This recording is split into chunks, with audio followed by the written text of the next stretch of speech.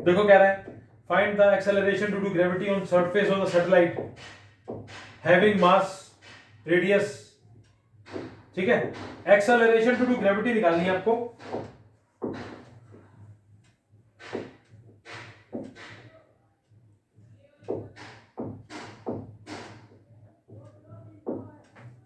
देखो जी, इसमें acceleration due to gravity निकालनी है।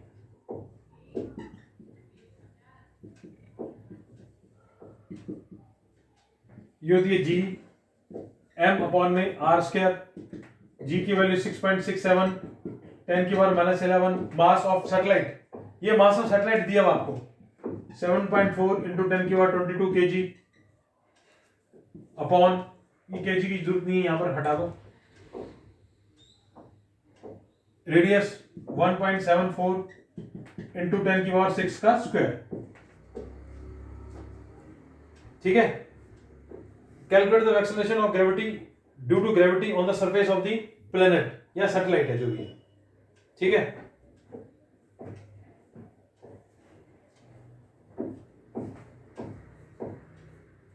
लो जी, इसमें क्या करो बेटे, सबसे पहले ये 100, ये 10 की पावर -11 प्लस 22, ये पावर्स को प्लस कर दो। ये 74 इंटू 10, और ये जो आपका बचा है ये 174 इंटू 174 दो बार लिख लो, और 10 की पावर 12, 6 टू 12। बेटे मैंने सबको इकट्ठा कर लिया, डेसिमल काट के 4 जीरो लगा दिए। देखो 1.74 दो बार मल्टीप्लाई होगा, 174 174, पॉइंट पॉइंट काट के 100 इंटू 100 लगा दिया, इसका पॉइंट काट के 100 लगा दिया, इसका पॉइंट काट के 10 लगा दिया, और ये 10 6 टू 12 हो गया, और ये दोनों प्लस माइनस हो गए। अब देखो कितने जीरो कट सकते हैं, 3 जीरो कट गए, क्या बचा, 22 में से 11 गया 11, और ये 174 174 और 10 की पावर कितना है 12, ये एक, देखो बेटा ये कितना है 11, 10 की पावर 11 है, और ये 10 की पावर 1 है, 10 की पावर 11 और 10 की पावर 1 कितना हो गया 10 की पावर 12।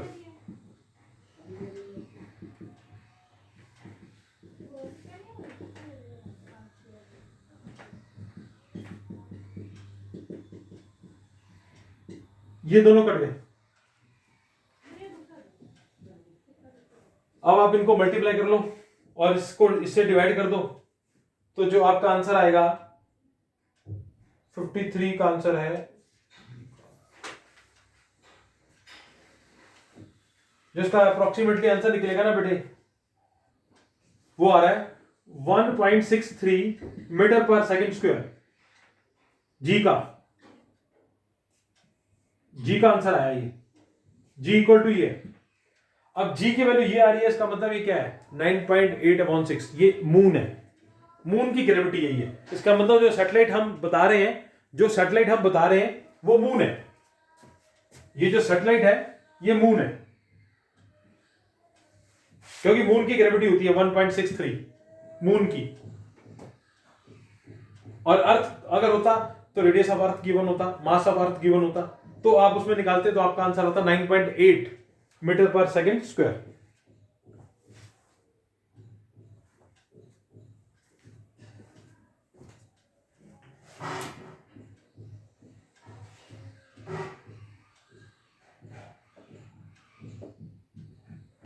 देखो बड़े क्वेश्चन क्या रहा है, एक स्टोन धरती की तरफ गिर रहा है। भाई मैंने आपको बताया था हमेशा फोर्स दोनों तरफ से लगती है, स्टोन भी लगाएगा धरती भी लगाएगा। तो कह रहा है कि धरती की तरफ स्टोन तो गिर रहा है, ऐसा क्यों नहीं होता कि जो धरती है अर्थ वो स्टोन की तरफ जाए? ऐसा नहीं होता। क्यों? क्योंकि ग्रेविटी जो है अर्थ की बहुत ज्यादा है, मास भी अर्थ का बहुत ज्यादा है, जिसकी वजह से ग्रेविटी बहुत ज्यादा है। तो अर्थ के स्टोन के अंदर क्या है, स्टोन का मास बहुत कम है, तो ग्रेविटी भी बहुत कम है। इसकी वजह से स्टोन गिरेगा धरती की तरफ, धरती स्टोन की तरफ नहीं जाएगी। ये क्वेश्चन है।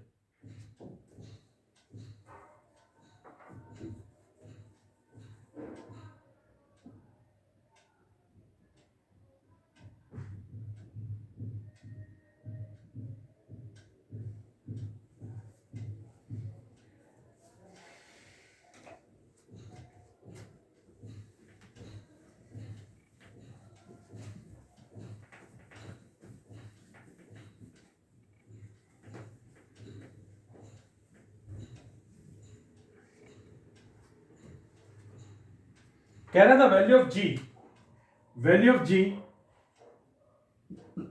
Value of G at following distances,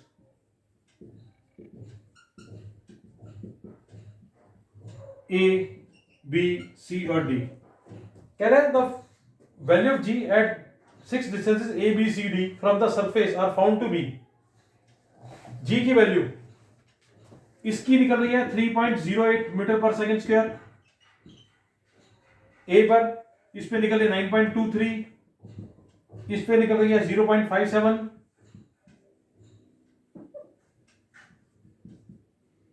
और इस पे निकल रही है 0.3 मीटर।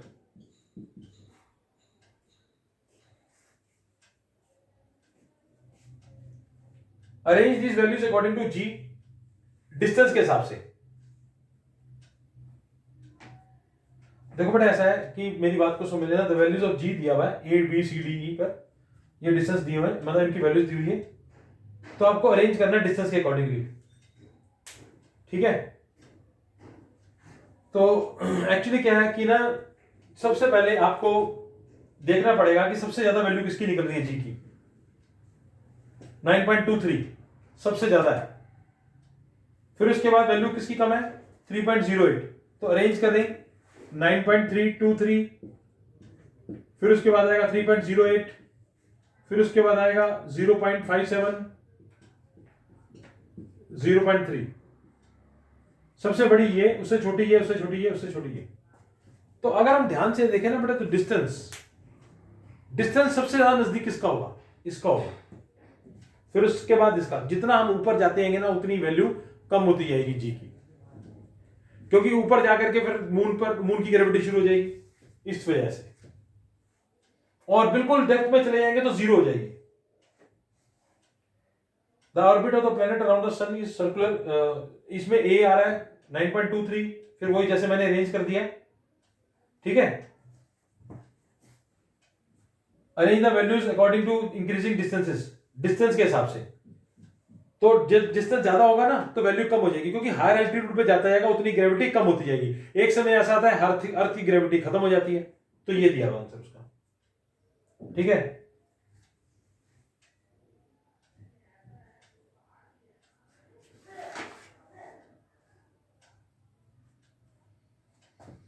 बाकी इसमें बड़ा वही क्वेश्चन है, जैसे कि ग्रेविटी को हम मास को डबल कर दें, रेडियस को डबल कर दें, इस तरह के क्वेश्चंस हैं। और आपके न्यूमेरिकल्स हैं, बाकी जो आपके बचे हुए न्यूमेरिकल्स हैं, आप एनसीईआरटी के न्यूमेरिकल ट्राई कर लो, ठीक है।